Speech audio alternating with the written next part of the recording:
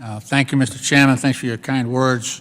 I want to thank Ranking Member Waters and Chairman Henseling, as well as Vice Chairman Pittenger for holding today's hearing. I also want to thank our witnesses for your willingness to help this committee with its important work.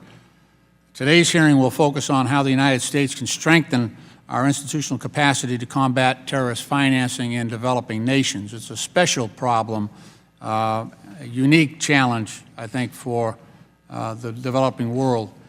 Weak financial institutions in the developing world are breeding grounds for corruption that can be exploited by terrorists looking for innovative ways to move funds and to finance terror. A lack of strong leadership and ineffective institutions in developing countries has fueled the rise of ISIS and Boko Haram and other terrorist groups. I'm pleased that we are holding this timely hearing to examine what can be done to combat terrorist financing in the developing world. Just last week, the Wall Street Journal reported that cash is traveling in and out of ISIS-controlled territories on various routes that run through Turkey and Jordan, among others. One of these routes starts near Istanbul's Grand Bazaar and ends in the ISIS-controlled city of Mosul, Iraq. Another route connects Amman, Jordan, with ISIS-controlled areas in Iraq's Anbar province.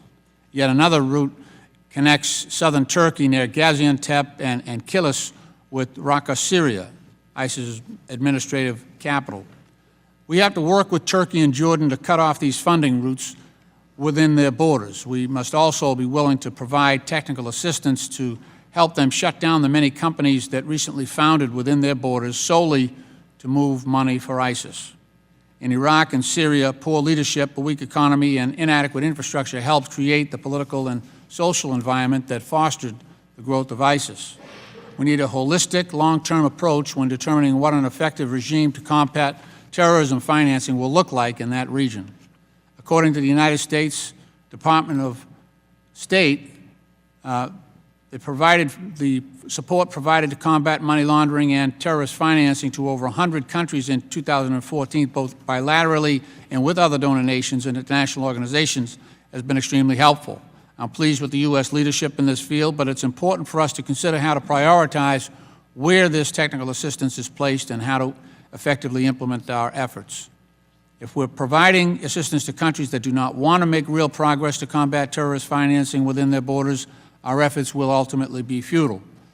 I look forward to hearing the testimony from our witnesses so we can examine the most effective models to help the developing world, and I'd like to